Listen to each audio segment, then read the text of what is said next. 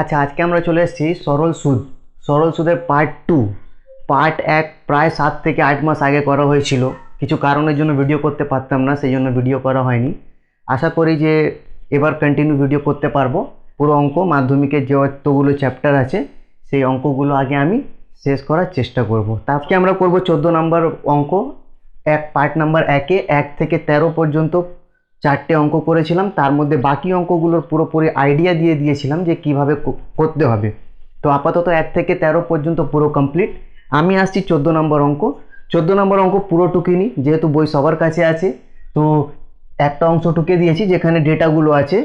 একই সময় অমল রায় আর পশুপতি ঘোষ দুজন ব্যক্তি, একজন ব্যাংকে টাকা রাখেন আর একজন পোস্ট অফিসে। তো ব্যাংক টাকার পরিমাণ কিন্তু একই, মানে দুজন বোথ অফ দেম 2000 টাকা করে ব্যাংকে রাখেন। একজন দুজনই কি 3 বছর পর একজন 2360 টাকা আর একজন 2480 টাকা করে পান। এবার আমার প্রশ্ন করেছে যে অমল রায় যিনি ব্যাংকে রাখেন আর পশুপতি ঘোষ যিনি পোস্ট অফিসে রাখেন টাকাটা, সেখানকার সুদের হারের অনুপাত কত। তো আমরা কি করব, আগে প্রত্যেকটা দুজনের ক্ষেত্রে সুদের হার বের করব, তারপরে তাকে অনুপাত করে দেব। অনুপাত তো সোজা জিনিস, দুটি জিনিস যখন আমরা সমজাতীয় রাশি বের করব তখন তার অনুপাত করে দেব। তো আমি প্রথমে করছি কি, অমল রায় যেহেতু ব্যাংকে রেখেছেন তার নাম প্রথমে দিয়েছে, তো তাকে নিয়ে স্টার্ট করা যাক। অমল রায়ের ক্ষেত্রে, আচ্ছা এখানে অমল রায়ের ক্ষেত্রে না লিখে আমরা ব্যাংকের ক্ষেত্রেও লিখতে পারি। তো যার যেটা সুবিধা, ঠিক আছে, অমল রায় অথবা ব্যাংকের ক্ষেত্রে। তো ব্যাংকের ক্ষেত্রে বা অমল রায়ের ক্ষেত্রে, অমল রায় বাবু দুজনই 2000 টাকা করে রাখেন, তাহলে এনার ক্ষেত্রে আসল আমরা জানি কি পি সমান 2000 টাকা, ঠিক আছে। টি সমান আমাদের কত, 3 বছর, সময় বলে দিয়েছে 3 বছর। আর এর ভ্যালু আমাদের বের করতে হবে, ঠিক আছে। আর এখানে হচ্ছে সুদ। এই 4টে জিনিস তো আমরা জানি, কিন্তু এখানে একটা ব্যাপার দেখার আছে যে এখানে কোশ্চেনটাই দিয়েছে যে 2000 টাকা জমা রাখেন 3 বছর পর সুদ সহ, মানে যেই টাকাটা তিনি আসল বা মূলধন যেটা দেন সেটা তো আছে, তার সঙ্গে যে সুদ, সেই দুটো সুদ যোগ করে, সেই সুদ আর মেন আসল টাকাটা যোগ করে ইনি পেয়েছেন 2360 টাকা। তো এইটা হচ্ছে আমার অ্যামাউন্ট বা সুদ আসল। তো আমাকে সুদ পেতে হলে কি করবে, সুদ আসল থেকে সুদ বিয়োগ করতে হবে। তাহলে এনার ক্ষেত্রে 2360 থেকে আমি আসল 2000 টাকা যদি আমি বিয়োগ করে দিই, তাহলে এনার ক্ষেত্রে আমার কত হয়ে যাবে, 360 টাকা। 360 টাকা, এটা হচ্ছে ব্যাংকের ক্ষেত্রে, মানে অমল রায় যিনি আছেন তিনি সুদ হিসেবে পেয়েছেন 360 টাকা। এবার আমি প্রথম পার্টেই, যেহেতু 13টা অঙ্ক হয়ে গেছে, আমরা নর্মাল ফর্মুলা জানি যে I equal to P T R by 100, ঠিক আছে। এখানে এক কাজ করব, এখানে R1 ধরে নেব, বা এখানে আর বি, ব্যাংকের ক্ষেত্রে আর বি স্মল ধরি, ঠিক আছে। এখানে আর বি, কারণ যেহেতু সুদের মান আমি আর বের করব, এক জায়গায় আর লিখবো আবার অন্য জায়গায় আর লিখবো, তো দুটো তো একই নাও বেরোতে পারে। তো এই আর বি মানে আমি ব্যাংকের সুদকে বোঝাবো, আর যখন পোস্ট অফিসের ক্ষেত্রে করব তখন আর পি লিখে দেব। তাহলে এখানে আমাদের এখানে আর বি সমান, আমি এখান থেকে লিখতে পারি আর বি সমান কি হবে, 100 গুণ আই। আই এর মান হচ্ছে 360 টাকা, পি এর মান হচ্ছে 2000 আর টি এর মান হচ্ছে 3। তাহলে এখানে 0 0 0 0 0 0, 3 একে 3, 3 12, 2 6 12। তার মানে আমার আর বি ব্যাংকের ক্ষেত্রে সুদের হার কত বেরোলো, 6%। একইভাবে আমি অমল রায়ের ক্ষেত্রে পাশে যদি আমি পশুপতির মহাশয়ের ক্ষেত্রে করি তাহলে কি বেরোবে আমরা দেখে নিচ্ছি। তাহলে আমরা পশুপতি ঘোষের ক্ষেত্রে বা পোস্ট অফিসের ক্ষেত্রে কি দেখতে পারবো, পি একই জিনিস 2000 টাকা, সময় 3 বছর। আর পি পোস্ট অফিসের জন্য আমি এখানে পি দিয়ে দিয়েছি, পি দিয়ে ডিনোট করেছি। আই এখানে 480 টাকা। এখানে আই এর ভ্যালু যদি চেঞ্জ আছে, সেই জন্য এখানেও আমাকে কি করা উচিত, যে এখানে আই বি লিখে দিলাম, এখানে আই পি লিখে দিলাম। ঠিক আছে, তো এখানে আই বি আই পি, যে ব্যাংকের ক্ষেত্রে সুদের ফর্মুলা অনুযায়ী আর পোস্ট অফিসের ক্ষেত্রে সুদের ফর্মুলা অনুযায়ী। তো এখানে আমাদের আর পি মানে হার কত, রেট অফ ইন্টারেস্ট। তাহলে এখানে আমি 1 2 3 1 2 3 3 1 3 3 6 18 2 8 16, তাহলে আর পি সমান কত বেরোলো আমার 8%। তো আমাকে কি জিজ্ঞেস করেছে, যে এই ব্যাংকের সুদের হার আর পোস্ট অফিসের সুদের হারের অনুপাত, তাহলে এদের অনুপাত কি হয়ে যাবে, R B is to R P সমান 6:8, 2 দিয়ে যদি আমি কাটাকুটি করি 3:4। তাহলে আমাকে শুধু একটা লাইন লিখে দিতে হবে যে ব্যাংকের সুদের হার ও পোস্ট অফিসের সুদের হারের অনুপাত হলো এত এটা সমান 3:4। ঠিক আছে, বোঝাতে পেরেছি। এই 14 নম্বর অঙ্ক, সরি হ্যাঁ 14 নম্বর অঙ্ক হলো। 15 নম্বর অঙ্ক একদম সোজা, একদম সোজা বলতে 15 বলেছে কিছু একটি তাঁত সমবায় সমিতি যন্ত্রচালিত তাঁতের করার জন্য, মানে তাঁত ক্রয় করার জন্য কিছু টাকা ধার করেছে। সেই টাকাটা হচ্ছে আমার 15,000 টাকা। এই টাকাটা তারা ধার করেছে কত বছরের জন্য, 5 বছরের জন্য। সময় আমার কত হয়ে গেল, 5 বছর। ঠিক আছে, আর আই, এই আর দুটো জিনিস। তো আমাকে বলেছে কি শোধ করেছে 22,125 টাকা, তার মানে ধার করেছিল এত, কিন্তু তারা শোধ করেছে কত, 22,125 টাকা। তার মানে এই টাকাটা হয়ে গেল সুদ প্লাস আসল। তাহলে আমার সুদের মান কত হয়ে গেল, এই টাকাটা মাইনাস 15,000 টাকা, এই টাকা। তাহলে আমার এখান থেকে কত বেরোবে, 125,7 এই টাকা। এবার পুরো একই 14 নম্বর অঙ্কের মতো PTR by 100, I equal to PTR by 100, সেখান থেকে আমরা আর এর একটা ভ্যালু পেয়ে যাব। ঠিক আছে, আপাতত 15 নম্বর অঙ্ক সোজা। এবার নেক্সট অঙ্ক হচ্ছে 17 নম্বর। ঠিক আছে, 16 আর 17 প্রায় একই, তো আমি 17 নম্বরটা করছি। ঠিক আছে, এই ভ্যালুগুলো ছোট আছে তো ক্যালকুলেশন করতে একটু তাড়াতাড়ি সুবিধা হবে। তো 17 নম্বর অঙ্কতে কি বলেছে আমি পুরো টুকিনে, ঠিক আছে, একইভাবে রেখা দিদি তার সঞ্চিত অর্থের এত টাকা, এই টাকাটা 2 ভাগে ভাগ করেছেন, দুটি আলাদা আলাদা ব্যাংকে রেখেছেন। এক জায়গায় তিনি পাচ্ছেন 6% হারে সুদ আর অন্য ব্যাংকে পাচ্ছেন 7% হারে সুদ। 2 বছর পর তিনি সুদ বাবদ এত টাকা পান, মানে মোট সুদ যেটা, সুদ হচ্ছে এত টাকা, দুটি ব্যাংক মিলিয়ে সুদ হচ্ছে ওনার এটা, সুদ আসল নয় কিন্তু শুধুমাত্র সুদ, সুদ হচ্ছে এত টাকা। তাহলে আমাকে জিজ্ঞেস করেছে যে এই যে 10,000 টাকা, এই টাকাটাতে তিনি কি ভাগে ভাগ করেছিলেন, মানে প্রথম ব্যাংকে কত রেখেছিলেন আর দ্বিতীয় ব্যাংকে কত রেখেছিলেন। তো আমরা প্রথমেই অঙ্ক করব, যে ধরি প্রথম ব্যাংকে রাখেন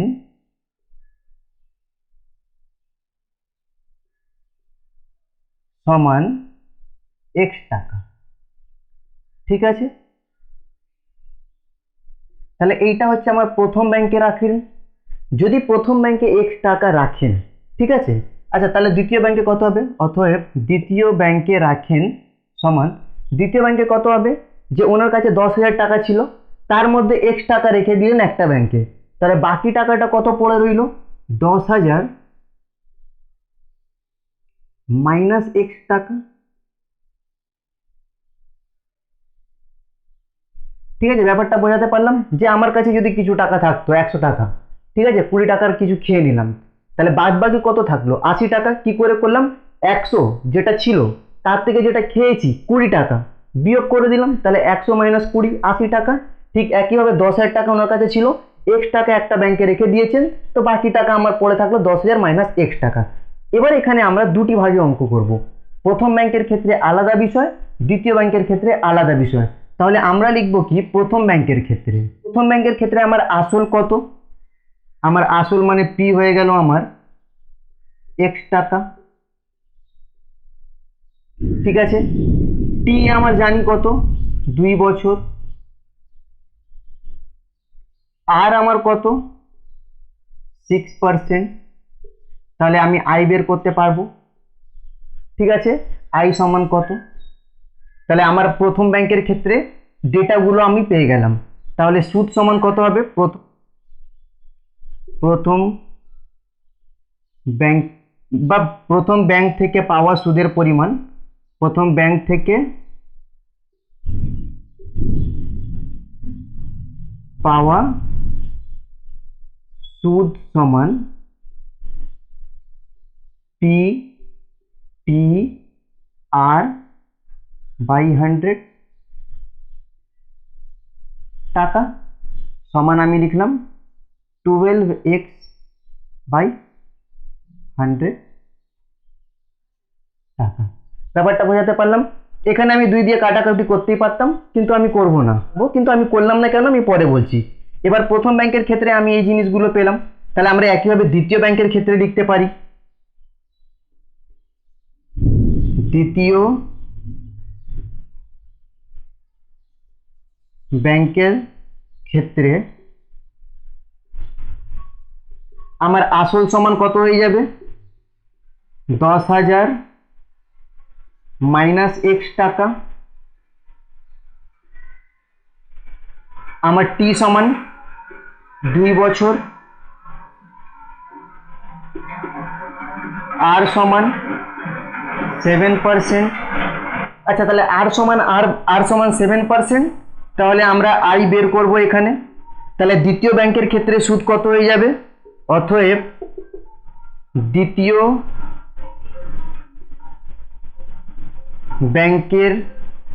ব্যাংক থেকে পাওয়া সুদ সমান পি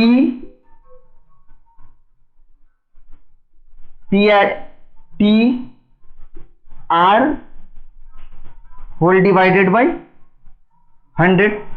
ঠিক আছে, তাহলে সমান আমার কত হয়ে যাবে? 14 অফ 10,000 মাইনাস এক্স বাই 100 টাকা। আশা করি ব্যাপারটা বোঝাতে পারলাম যে তিনি প্রথম ব্যাংক থেকে সুদ হিসেবে কত পেয়েছেন? এই টাকাটা। এই টাকাটা হচ্ছে প্রথম ব্যাংকের সুদ, আর এই টোটাল টাকাটা হচ্ছে ওনার দ্বিতীয় ব্যাংকের হিসেবে সুদ। তাহলে আমাকে প্রশ্নতে কি বলেছে? 2 বছর পরে তিনি এই রেটে সুদ বাবদ মোট, এখানে একটা মোট আছে অঙ্কতে লেখা, সুদ বাবদ মোট এত টাকা পান।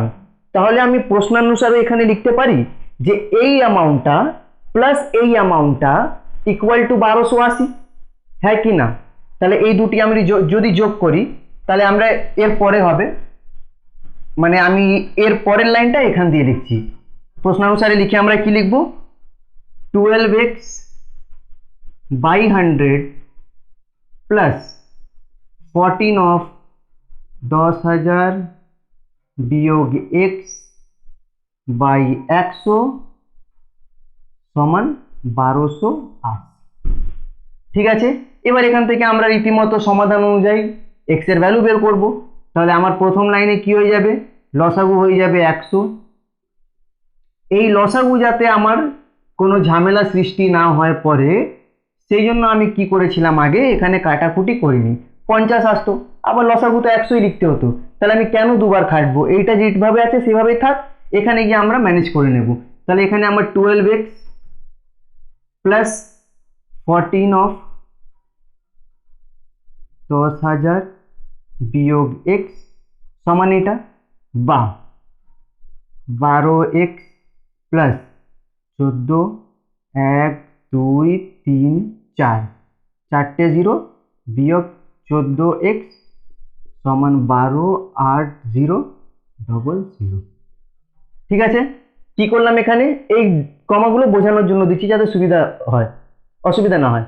তাহলে এখানে এই 14 সঙ্গে গুণ করে দিলাম, কোনাকুনি গুণ, এই 100 ডান দিকে গেলে গুণে যাবে, তাহলে 1280 সঙ্গে আমি 100 গুণ করে দিলাম। এবার আমি কি পাবো এখান থেকে? এবার আমি কি করব, এই x গুলোকে ওখানে যদি আমি এখানে করি, আমার এখানে কি হবে যে -2x সমান -14 1 2 3 4, বা -2x সমান -2x কেন? -14 + 12 প্লাসে মাইনাসে মাইনাস, এগুলো বাচ্চা বেলাকার জিনিস, আর আমি অত বোঝাতে যাচ্ছি না। এবার এখানে প্লাসে মাইনাসে মাইনাস মাইনাস করতে হবে, আর যেহেতু 1,40,000 1,28,000 থেকে বড় তাহলে মাইনাস, তাহলে এখানে আমার কত বেরোলো, এই তিনটে জিরো, তার মানে তিনটে জিরো বিয়োগ করে তিনটে জিরো, 40 থেকে 28 গেল 12, তাহলে 12,000। তাহলে বা এই মাইনাস মাইনাস কেটে দিলাম, x সমান আমার কত হয়ে গেল 6,000।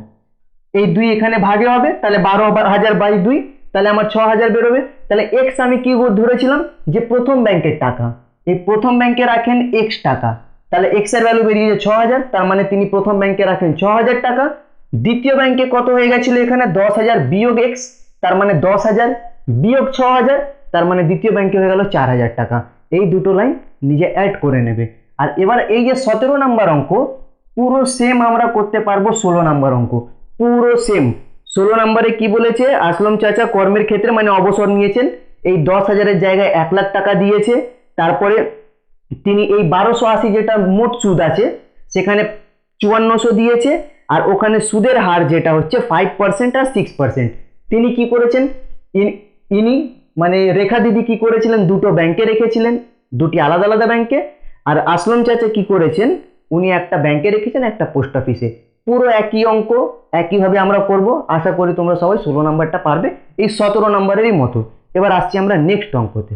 আমরা চলে এসেছি এবার 18 নম্বর অঙ্কটা। এই অঙ্কটা একটু আলাদা টাইপের, সেই জন্য করে দিচ্ছি, এরপরে দুটো করে দিচ্ছি। এই 18 নম্বর অঙ্কটায় কি বলেছে, যে কোনো এক ব্যাংকের বার্ষিক সরল সুদের হার হচ্ছে 5%। এবার এখানে আমি একটা নাম লিখে নিই, যে দীপু বাবু। তিনি কি করলেন, প্রথম বছরে প্রথমে 15,000 টাকা জমা দেওয়ার 3 মাস পরে 3,000 টাকা তুললেন, আবার টাকা তুলে নেওয়ার আবার 3 মাস পরে 8,000 টাকা দিলেন। সেই ক্ষেত্রে আমাকে জিজ্ঞেস করেছে দীপু বাবু বছর শেষে মোট কত টাকা সুদ আসলে পাবেন। ঠিক আছে, তো এখানে এই যে অঙ্কটা আমরা 3 ভাগে ভাগ করে তারপরে করব। ঠিক আছে, তো আমরা লিখছি প্রথম ক্ষেত্রে কি হবে আমার, সে একই আবার PTRI, এই চারটে জিনিস নিয়েই আমরা কথা বলবো এই পুরো চ্যাপ্টারটায়। প্রথম ক্ষেত্রে আমার আসল TRI, প্রথম ক্ষেত্রে আমার আসলে একদম বছরের শুরুতে তিনি কি করলেন, 15,000 টাকা জমা দিলেন। বার্ষিক সুদের হার হচ্ছে 5% হারে, সময় হচ্ছে 3 মাস। এই অঙ্কগুলোর ক্ষেত্রে আমরা জানি যে এই অঙ্কগুলো যখন আমরা করব তখন আমরা কি করব, সব সময় সময়টাকে বছরে কনভার্ট করব। ঠিক আছে, সব সময় সময়টাকে কি করব, বছরে কনভার্ট করব। তাহলে 12 মাস, বছরে 12 মাস হয়, তাহলে 12 দিয়ে ভাগ। এই চ্যাপ্টারে 2 নম্বর অঙ্ক ছিল, 1 2 না 3, হ্যাঁ 2 নম্বর অঙ্ক ছিল, দিন চেয়েছিল, তাহলে 365 দিয়ে ভাগ। এইভাবে আমরা করে বছরে আসবো মাস বা দিন থেকে। আর আমাদের বলে দিয়েছে, তো আমাকে বের করতে হবে আই এর মান। তাহলে প্রথম ক্ষেত্রে কোনো অসুবিধা নেই, যে বছরের প্রথমে এত টাকা জমা দেওয়ার 3 মাস পরে 3,000 টাকা তুলে নেন। ঠিক আছে, তো 3 মাস পরে তোলেন, তো আলটিমেট এই 15,000 টাকাটা 3 মাস আমার খেটেছে, এই 3 মাসে তিনি এই টাকার সুদ পাবেন, তাহলে সেই হিসাবে আমি সাজিয়ে দিলাম। তাহলে আমার আই এর ভ্যালু কত হবে, প্রথম 3 মাসে সুদ সমান PTR/100। ঠিক আছে, এবার এই 12টাকে আমরা নিচে লিখে নিতে পারি, কোনো অসুবিধা হবে না। তাহলে এখানে আমরা কি করব, 15 3 5 12 গুণ 100। এবার আমাদের নর্মাল 0 0 0 0 কাটাকুটি, 3 1 3 3 4 12। তাহলে আমি পেলাম কি, 15 5 75, একটা 0 আছে বাই 4। এবার এটা ভাগ করে আমরা দেখে নেব, এখানেই আমি যদি ভাগ করি 4 1 4, 4 1 4, তাহলে পড়ে থাকলো 3, 3 আর 5 35, 4 8 32, তাহলে পড়ে থাকলো 3, 3 আর 5 0 মানে 30, 4 7 28। এবার 28 যখন চলে গেল 2 পড়ে থাকলো, তাহলে পয়েন্ট দিয়ে 0 নেব, তাহলে 2টা হয়ে গেল 20, তাহলে 4 5 20। তাহলে আমার সুদ কত হলো প্রথম 3 মাসের জন্য, এত টাকা। ব্যাপারটা বোঝাতে পেরেছি? এই 15,000 টাকা 3 মাসে 5% হারে সুদ। প্রথম 3 মাসে সুদ আমার হয়ে গেল প্রথম ক্ষেত্র। এবার আমাদের দ্বিতীয় ক্ষেত্রে চলে আসি। দ্বিতীয় ক্ষেত্রে কি বলেছে? দ্বিতীয় ক্ষেত্রে এবার এখানে একটা কথা বলেছে যে প্রথমে এত টাকা জমা দেওয়ার 3 মাস পরে। তো 3 মাসের কথা আমরা এখানে শেষ করে ফেললাম, যে 3 মাস পর্যন্ত যা ঘটার ছিল ঘটে গেছে। 3 মাস পরে কি করেন, তিনি এত হাজার টাকা তুলে নেন। তাহলে 3 মাস পর্যন্ত আমরা এখানে এত টাকা সুদ আছে সব শেষ করে নিলাম। এখন আমার আসলের পরিমাণ কত হয়ে গেল? ছিল 15,000 টাকা, তিনি 3,000 টাকা তুলে নিলেন। তাহলে আমার কাছে কত টাকা হয়ে গেল? 12,000 টাকা। তাহলে আমার কাছে কত হয়ে গেল? 12,000 টাকা। ঠিক আছে, এখানে টি আর আমরা জানি 5%, কারণ বার্ষিক সুদের হার বলেই দিয়েছে 5। আমাকে আই বের করতে হবে। কিন্তু সময়ের ক্ষেত্রে এখানে একটা ব্যাপার আমরা জেনে নিই। এই সময়ের ক্ষেত্রে আমরা ব্যাপারটা জানবো কি? সময় এবার এখানে দেখো বলেছে কি, জমা দেওয়ার 3 মাস পরে এত টাকা তুলে নেন। ধরে নাও জানুয়ারি থেকে স্টার্ট করলাম, মার্চ পর্যন্ত পুরো এখান পর্যন্ত শেষ। এবার কি বলেছে, টাকা তুলে নেওয়ার 3 মাস পরে আবার তিনি এত টাকা দেন। তাহলে টাকা তুলে নেওয়ার 3 মাস পর আমি জানুয়ারিতে 15,000 টাকা দিলাম, মার্চ পর্যন্ত এই সুদ আমি পেলাম। এই 15,000 টাকা থেকে আমি কি করলাম, এপ্রিল মাসের শুরুতেই 3,000 টাকা তুলে নিলাম। তাহলে আমার আসল হয়ে গেল 12,000 টাকা, 5%। তাহলে এবার আমাকে সময় এই 12,000 টাকা তিনি কত বছরের জন্য বা কত মাসের জন্য, সরি মাস হবে যেহেতু 1 বছরের পুরি অঙ্ক, তাহলে কত মাসের জন্য রাখেন? 3,000 টাকা তুলে নেন এবং টাকা তুলে নেওয়ার 3 মাস পরে। তার মানে এবার তিনি যাই করুন, টাকা তোলেন বা টাকা দেন, সেটা এর 3 মাস পরে কাজ করেন। তার মানে এখানেও আমার কি হয়ে গেল, এখানেও আমার টাইম হয়ে গেল 3 মাস বা 3/12 বছর। মানে ব্যাপারটা বোঝাতে পারলাম যে মার্চ পর্যন্ত আমাদের হিসাব হয়ে গেছে। মার্চের 3, এপ্রিল, মে, জুন, এই জুনে গিয়ে তিনি 8,000 টাকার করেন, 8,000 টাকা জমা দেন। তাহলে আমরা অত দূর যাব না। তাহলে এই যে জুন পর্যন্ত এই যে 3 মাস মাঝখানে, এর হিসাব আমরা বের করে নিই, তারপরে আগে অঙ্ক এগোবো। তাহলে এখানে প্রথম 3 মাসের ক্ষেত্রে সুদ, অতএব এখানে লিখব পরবর্তী 3 মাসের ক্ষেত্রে, পরবর্তী 3 মাসের সুদ সমান পরবর্তী 3 মাসের সুদ কত হয়ে যাবে? পি টি আর বাই 100 টাকা। ঠিক আছে, তাহলে এখানে 0 0 0 0, এই 12 সঙ্গে 1 0, 5 3 15 সমান 150 টাকা। তাহলে আমি দ্বিতীয় পরবর্তী 3 মাস মানে এপ্রিল, মে, জুন, এইটা যদি আমি ধরে নিই, আমি যদি জানুয়ারিকে ফার্স্ট মাসে কনসিডার করি, তাহলে আমার প্রথম 3 মাসের ক্ষেত্রে আমার সুদ হয়ে গেল এত টাকা, দ্বিতীয় 3 মাসের ক্ষেত্রে সুদ এত টাকা। এবার আমাদের কি বলেছে আগে আমরা অঙ্ক দেখে নিই। ঠিক আছে, এবার অঙ্ক না পড়ে তো করানো উচিত নয়। তাহলে একইভাবে যেহেতু জায়গার অভাব, এই জায়গার অভাব, এই জায়গায় মানে এর পরের লাইনগুলো এখান থেকে। ঠিক আছে, এবার আমাদের কি বলেছে, টাকা তুলে নেওয়ার 3 মাস পর। তার মানে এই 3 মাসেরও কথা আমরা এখানে উল্লেখ করে অঙ্ক করে ফেলেছি। তাহলে এই 3 মাস আর ভ্যালিড নয়, ইনভ্যালিড আমাদের অঙ্কতে। পরে আবার তিনি এত টাকা জমা দিলেন। কত টাকা দিলেন? 8,000 টাকা। তাহলে তৃতীয় ক্ষেত্রে আমরা কি লিখতে পারি? তৃতীয় ক্ষেত্রে পি টি আর বা আই পি। প্রথমে 15,000 টাকা ছিল, 3,000 টাকা তুলে তিনি কত করলেন? 12,000 টাকা। এখন আরো 8,000 টাকা যোগ করলেন, দিলেন। তার মানে আমার হয়ে গেল কত? 12,000 যোগ 8,000 টাকা সমান 20,000 টাকা। টি আর আই আর আমার 5%, আই আমাকে বের করতে হবে। এবার টি, এবার এখানে প্রথমেই বলে দিয়েছিল এই অঙ্কটা হচ্ছে পুরো বছরে ওই ব্যাংকে দীপকবাবু কি এত টাকা রেখে দেওয়ার, 3 মাস পর এই কন্ডিশন অ্যাপ্লাই করলেন, আবার 3 মাস পর এই কন্ডিশন অ্যাপ্লাই করলেন। আমাদের অঙ্কতে 6 মাস অলরেডি হয়ে গেছে, আর আমাকে প্রশ্নতে জিজ্ঞেস করেছে যে বছর শেষে দীপবাবু কত টাকা সুদ আসল পেলেন।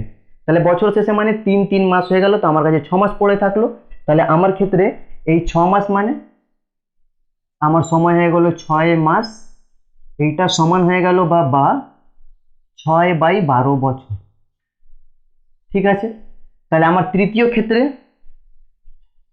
শেষ 6 মাসের সুদ সমান পি টি আর বাই 100 টাকা। তাহলে 0 0 0 0, 6 1 6, 6 2 12, 2 1 2, 2 100, 100 5 500 টাকা। তার মানে প্রথম 3 মাসের সুদ এত টাকা, তার পরবর্তী 3 মাসের সুদ এত টাকা, শেষ 6 মাসের সুদ এত টাকা। তাহলে তিনি মোট সুদ কত পেলেন সারা বছরে?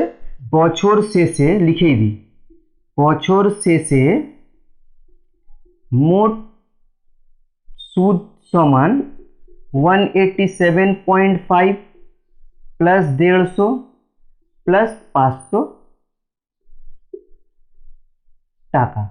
তাহলে এখানে আমার 0.5 তো একটা থেকে যাবে, তাহলে 500 600 700 700 8 5 13, তার মানে 13 মানে 137, 700 837 837.50 টাকা।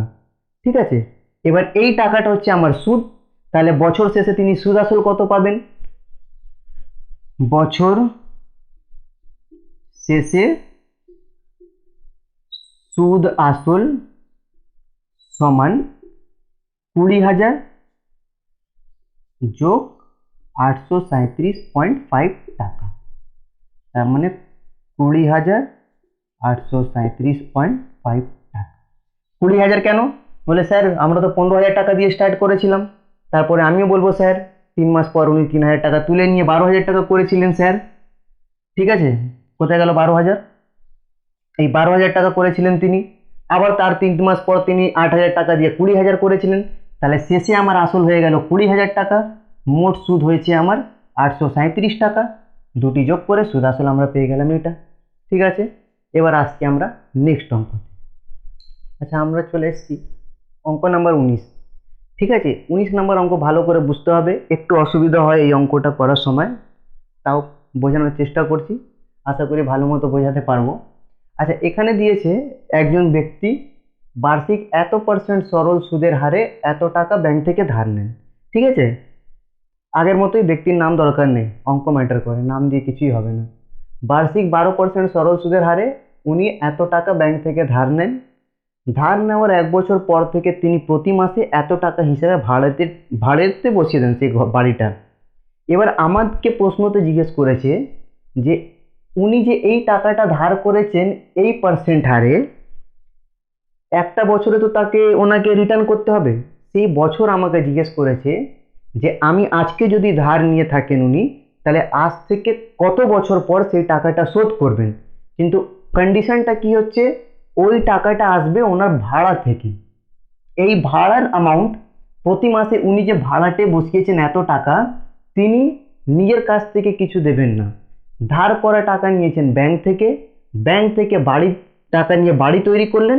বাড়ি নেওয়ার 1 বছর পর, এই কন্ডিশন, 1 বছর পর তিনি ভাড়াটে বসান। তিনি প্রতি মাসে এত টাকা করে ইনকাম করেন ওখান দিয়ে, ওই ইনকাম টাকাটা থেকেই তিনি এই % হারে এত টাকার সুদ আসল দেবেন। ব্যাপারটা বোঝাতে পারলাম? ব্যাংক থেকে ধার করা টাকা শোধ করবেন কিভাবে? বাড়ি থেকে যে ভাড়াটা আসবে সেই টাকাটা থেকেই শোধ করবেন। তাহলে আমরা অঙ্কতে আগাই। প্রথমত আমাকে ধরে নিতে হবে, প্রথমে কি আমি ধরে নিচ্ছি, ধরি তিনি x বছর পর সুদ সহ টাকা শোধ করবেন।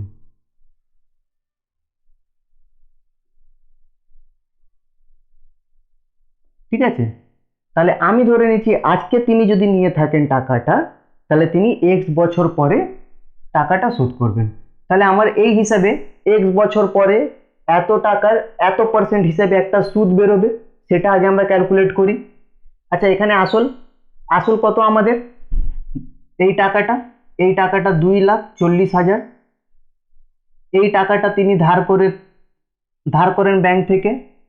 সময় আমার কত? এখানে সময় বা টি আমার হয়ে গেল কত? x বছর। আমি ধরেছি যে তিনি x বছর পর ওই টাকাটা শোধ করবেন।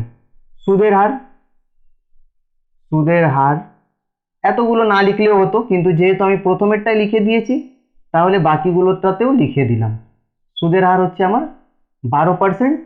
তাহলে সুদ আমাকে বের করতে হবে, তাহলে ওনাকে ইন্টারেস্ট কত দিতে হবে সেই জিনিসটা আমাকে বের করতে হবে। তাহলে আমরা এখানে লিখছি অতএব সুদ সমান পি টি আর বাই 100 এই টাকা। তাহলে সুদের ভ্যালু আমার কত হয়ে গেল? 0,0,0,0, দুটো 0, তার পাশে আমি x লিখে দিলাম। 12 সঙ্গে 24কে গুণ, 12 4 48 8 হাতে 4, 12 দুগুণে 24, 4 28। তাহলে এই টাকাটা ওনাকে এক্সট্রা পে করতে হবে, এক্সট্রা দিতে হবে সুদ হিসেবে। তাহলে তিনি সুদ সহ, আমরা যখন অঙ্ক করব এই সুদ সহ তিনি, মানে আমাকে প্রশ্নতে জিজ্ঞেস করেছে সুদ সহ কত টাকা দেবেন এই মাস তুলে, এই 5200 টাকা প্রতি মাস তুলে। তাহলে অতএব সুদ আসল আমি কি লিখব? সুদ আসল সমান, আসল আমার কত ছিল? 2,40,000 প্লাস আমার সুদ হচ্ছে 288,000x। এই টাকাটা ওনাকে শোধ করতে হবে। এবার এখানে ব্যাপারটা ভালো করে বুঝতে হবে যে এই টাকাটা শোধ তো আমি করব কত বছর পর? x বছর পর। কিন্তু তিনি ভাড়া পাচ্ছেন কবে দিয়ে? ওনার ইনকাম কবে দিয়ে হচ্ছে? ওনার ইনকাম হচ্ছে 1 বছর পর। মানে আজকে দাঁড়িয়ে যদি আমি, তিনি এই পয়েন্টে দাঁড়িয়ে যদি তিনি ধার করে থাকেন, তাহলে এই 1 বছরের যে পিরিয়ডটা, এই 1 বছর ওনাকে বাড়ি তৈরি করতে সব কিছু করতে সময় লেগেছে। তিনি ইনকাম কখন দিয়ে হচ্ছে? ওনার এই পোর্শনের পর থেকে, এইখানের পর থেকে ওনার ইনকাম হচ্ছে। ব্যাপারটা বোঝা গেছে যে এইটা তিনি বাড়ির কাজে লাগালেন, বাড়ি তৈরির কাজে লাগালেন সময়টা, আর এখান থেকে ধরে নিচ্ছি আমি এই টোটালে গিয়ে তিনি টাকা আদায় করলেন। এই টাকাটা এখান দিয়ে ওনার স্টার্ট হচ্ছে আদায় করা। কিন্তু আমি কোশ্চেনে কি ধরেছি? আমি ধরেছি ধার নেওয়ার x বছর পর তিনি টাকাটা শোধ করবেন। আমি ধরেছি কি তিনি যদি এখানে এই জায়গাটায় ধার নিয়ে থাকেন তাহলে উনি শোধ করবেন এই জায়গায়। এই টোটালটা আমি ধরেছি x, ঠিক আছে। কিন্তু উনি ভাড়া কত বছর পাবেন? x মাইনাস 1 বছর। আশা করি ব্যাপারটা বোঝাতে পেরেছি। এই x মাইনাস 1 কেন হলো আর একবার শুধু শর্টকাটে বুঝিয়ে দিচ্ছি যে আমি ধরেছি এই পিরিয়ডটা, এখানে টাকা তিনি ধার করলেন, এখানে শোধ করবেন। এই ধার আর শোধের সময় হচ্ছে x বছর আমি ধরেছি, কিন্তু ওনাকে এই সুদ আসল শোধ করতে হবে ভাড়ার টাকা দিয়ে। তো 1 বছর তো তিনি কোনো ভাড়া পাননি, তাহলে ভাড়া পেয়েছেন কখন? x মাইনাস 1 বছর। এই টোটাল এক্সটা থেকে আমাকে এই 1 বছর বাদ দিয়ে দিতে হবে। তখন আবার এই বছরে তিনি প্রত্যেক মাসে এত টাকা করে, যখন ভাড়া মানে এত টাকা করে তিনি প্রতি মাসে ভাড়া পাচ্ছেন, সেই অ্যামাউন্টটা তিনি এই টাকা দিয়ে শোধ করলেন। এবার আমি কি করব? এই জিনিসটার সঙ্গে তো একটা জিনিসকে প্রশ্ন অনুসারে কম্পেয়ার করতে হবে। এই টাকাটা শোধ করবেন, ব্যাংক বলছে আমাকে এই টাকাটা দিতে হবে, উনি বললেন আমি ভাড়া থেকে দেব, উনি ডিসাইড করলেন যে আমি ভাড়া থেকে দেব। তাহলে ভাড়া থেকে কত টাকা উনি আদায় করবেন তার সঙ্গে প্রশ্নানুসারে সমান করেই আমি এক্স এর ভ্যালু পেতে পারি। তাহলে আগে আমি ওনার হিসেবটা দেখছি যে উনি কত টাকা করে পাচ্ছেন। তাহলে ওনার হিসাবে প্রতি বছরে ভাড়া থেকে আয় সমান 5200 গুণ 12 টাকা। ঠিক আছে, তার মানে এইখান থেকে এই পয়েন্টটা থেকে তিনি যখন স্টার্ট করলেন, এক বছর ধরে নিচ্ছি এই পোর্শনটা, এক বছরে ইনকাম ওনার আয় হচ্ছে এত টাকা, তারপরে 2 বছরের এর দ্বিগুণ, 3 গুণ, 4 গুণ, এইভাবে করে তিনি কত বছর এই x-1, কারণ ওনাকে তো এই বছরেই দিতে হবে। এই এই যে জিনিসটা আমি ধরেছি x বছরে, এই x বছর পর্যন্তই তো ওনার লিমিট, তাহলে লিমিটের মধ্যে 1 বছর বাদ ওনাকে এই বছরে এই টাকাটা আদায় করতে হবে, মানে এই টোটাল টাকাটা আদায় করতে হবে আমার অঙ্ক হিসাবে, যেহেতু আমি x ধরেছি আমার ধরা অনুযায়ী x-1 ওনাকে শেষ করতে হবে। তাহলে প্রতি বছর তিনি যদি এত টাকা আয় করেন, তাহলে x-1 বছরে ভাড়া থেকে আয় হবে, আমি যদি গুণ না করে এটাকে অ্যাজ ইট ইজ রেখে দিই, তাহলে আমার এই জিনিসটা আসছে, এই টাকাটা সঙ্গে এই টাকাটাই তিনি ভাড়া থেকে তুলবেন এত বছরে, আর পুরো এত বছরের জন্য সুদ আসল পে করবেন এত। তাহলে আমার প্রশ্নানুসারে কি লিখতে পারি আমি? প্রশ্নানুসারে 240000 4 টাইম 0 প্লাস 28800x সমান 5200 মাল্টিপ্লাই x-1। ঠিক আছে, এখানে যদি আমি এই যে 12 দেখতে পাচ্ছি, 52 দেখতে পাচ্ছি, এই 00 আছে, তাহলে আমি এখান থেকে যদি 12 কমন নিলাম কেন? এই 12কে কাটার জন্য। আর আমি আরও একটা 100 যদি নিই কমন কেন? আমি এই দুটো জিরোকে কাটার জন্য। তাহলে আমি কি করতে পারি? 12 কমন নিয়েছি, তাহলে 12 দুগুণে 24। ঠিক আছে, সাথে সাথে আমি দুটো 100 কমন নিয়েছি, তার মানে এই দুটো জিরো চলে গেল, তার মানে আমার কাছে পড়ে থাকলো মাত্র 200 প্লাস। এবার একইভাবে 12 দুগুণে 24, তাহলে 28 থেকে 24 গেলে 4 পড়ে থাকলো 8, 48, 12 4 48। তাহলে এখান থেকে আমি যদি 12 কমন নিই তাহলে আমার 2400 থাকার কথা, কিন্তু আমি সাথে সাথে 100 কমন নিয়েছি, তাহলে এই দুটো জিরো বেরিয়ে গেল, পড়ে থাকলো x সমান 5200 গুণ 12 গুণ x-1। ব্যাপারটা বোঝাতে পারলাম? এবার এই দিকেও গুণে আছে, এই দিকে এই পার্টগুলো প্রত্যেকটা গুণে আছে, তার মানে আমি এই 12 কাটতে পারি।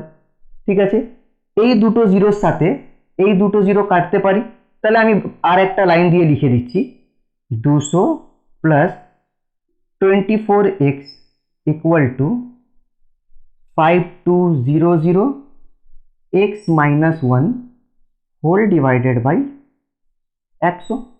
ঠিক আছে, এই 12 সঙ্গে 12 কেটে দিলাম, এই 100টা ভাগে পাঠিয়ে দিলাম। এবার আমি কি করলাম? 0 0 0 0। তো অঙ্কটা ছোট করার জন্য আসলে আমি এই কমনটা নিয়ে নিলাম। আর যদি আমি এটা গুণ করে দিতাম, এই দুটোর সঙ্গে গুণ করে দিতাম, তাহলে আমার কত আসতো? 12 দুগুণে 24, 4 হাতে 2, 12 62 00 x-1। এখান থেকে 62400 x মাইনাস 62400 x গুলোকে এক জায়গায় করতাম, সংখ্যাগুলোকে এক জায়গায় করতাম, যোগ করে বড় জিনিস পেতাম। তাহলে আমি সেই জন্য এই বড় জিনিস রাখলাম না, আমি ছোট করার জন্য এখানে কমন নিয়ে নিলাম। তাহলে আমার ব্যাপারটা এখন কি দাঁড়ালো? বা 200 যোগ 24x সমান, এবার এই 52 সঙ্গে যদি আমি গুণ করি, 52x বিয়োগ 52। ঠিক আছে, এবার একইভাবে এই লাইনটা আমি যদি এখানে ক্যারি ফরওয়ার্ড এখান থেকে যদি আমি করে থাকি, তাহলে আমি এখানে কি লিখতে পারি? 24x মাইনাস 52x সমান -52 মাইনাস 200। ঠিক আছে, বা এবার এখানে ক্যালকুলেট করলাম, 24 24 48 আর 4 মানে 28 মাইনাস 28x সমান মাইনাস 252 বা এই মাইনাস মাইনাস কেটে দিলাম, x সমান 252/28। তাহলে আমি ডাইরেক্ট 7 দিয়ে কাটলাম, 7 4 28, 7 3 21, তাহলে 4 পড়ে থাকলো, 7 6 42, 4 1 4, 4 9 36, তার মানে x সমান 9। তাহলে আমি 9 কি ধরেছিলাম, যে আজকে যে টাকাটা ধার নিচ্ছেন তার কত বছর পর দিতে পারবেন, 9 বছর পর। তাহলে ধার করা টাকা তিনি 9 বছর পর শোধ করতে পারবেন। ঠিক আছে, তার মধ্যে তিনি 8 বছরের ভাড়া তুললেন আর 9 বছরের টোটাল শোধ করে দিলেন। ঠিক আছে, এই অঙ্কটা শেষ। এবার এই চ্যাপ্টারের শেষ অঙ্ক, সেই অঙ্ক করে এই পুরো পার্ট 2টা সরল সুদের শেষ হয়ে যাবে। আচ্ছা, এই 20 নম্বর অঙ্ক আর এই চ্যাপ্টারের শেষ অঙ্ক একজন কি করেছেন, ওনার নাম রতিনবাবু। রতিনবাবু নিজের 2 মেয়ের জন্য প্রত্যেকের জন্য কিছু টাকা রাখেন এবং সেম অ্যামাউন্ট, এবং এমন কন্ডিশনে রাখেন তারা যদি 18 বছরের হয় তাহলে প্রত্যেকে এত টাকা করে পাবে। ঠিক আছে, মানে সেম অ্যামাউন্ট পাবে 18 বছর পর। ঠিক আছে, রাখেন সেম অ্যামাউন্ট না, সরি, মানে এত টাকা করে পাবে। ব্যাংকের বার্ষিক সরল সুদের হার এত % হলে এবং মেয়েদের বর্তমান বয়স 13, একজনের 8 বছর, তাহলে তিনি কোন মেয়ের জন্য কত টাকা রাখেন। ঠিক আছে, প্রত্যেক মেয়ের জন্য ব্যাংকে কত টাকা জমা রাখেন। ঠিক আছে, তাহলে একটা ছোট মেয়ে একটা বড় মেয়ে এখানে আমরা ডিনোট করে লিখবো। তাহলে আগে বয়স 13 বছর তাকে নিয়ে অঙ্ক করা যাক। যে 13 বছর আছে সে হচ্ছে বড় মেয়ে। তাহলে ধরি বড় মেয়ের জন্য তিনি x টাকা রেখেছেন। এবার বড় মেয়ের এখন বয়স হচ্ছে 13 বছর, সে 18 বছরে গিয়ে এই টাকাটা পাবে। তাহলে 13 থেকে 18 5 বছর টাইম লাগলো, তাহলে x টাকা। তাহলে বড় মেয়ের ক্ষেত্রে সব ডিটেলসগুলো আমরা আগে লিখব যেভাবে করে এসেছি। বড় মেয়ের ক্ষেত্রে আমরা কি করব, আসল বা p x টাকা। ঠিক আছে, সময় বড় মেয়ের ক্ষেত্রে যেহেতু এখন বয়স 13 বছর, তাহলে বড় মেয়ের বয়স হয়ে গেলে মানে কত বছরে ম্যাচুরিটি হবে, যে 5 বছরে তিনি এই টাকাটা পাবেন। আর সমান আমার কত বলে দিয়েছে, 10%। সুদ আমি জানি না, সুদ আসল হচ্ছে আমার এই টাকাটা 1,20,000। ঠিক আছে, কিছু টাকা রাখেন, তার সঙ্গে সুদ অ্যাড হবে, এই টাকাটা বড় মেয়েটি পাবে 18 বছর যখন তার বয়স হবে। তাহলে এখান থেকে আমরা এখানে আসতে পারি। তাহলে এখান থেকে যদি আমি এখানে আসি, তাহলে সুদ মানে আমার হয়ে গেল সুদ আসল মাইনাস আসল এই টাকা। ঠিক আছে, আচ্ছা তাহলে আমি এখান থেকে লিখতে পারি আমাদের I = PTR/100। তাহলে এখানে আমি 0 0 5 1 কে 5 5 2 × 10, তাহলে আমি পেলাম কি 1,20,000 বিয়োগ x সমান x/2, বা এই x কে যদি আমি ওখানে নিয়ে যাই তাহলে আমি লিখব কি x/2 প্লাস x, বা 1,20,000 সমান, এখানে লসাগু আমার 2 হয়ে যাবে, 2 1 কে 2, তাহলে এখান থেকে আমরা পাবো কি 3x/2। ঠিক আছে, এই 3x/2 যখন আমি পেলাম, তাহলে আমি এখান থেকে লিখতে পারি 3x সমান 2 গুণ 1,20,000। ঠিক আছে, কালো কালি শেষ হয়ে গেছে, নীল কালি দিয়ে লিখে দিচ্ছি। ঠিক আছে, শেষ, বা x সমান এই টাকাটা বাই 3। তাহলে 3 4 12, তার পাশে 1 2 3 4 0।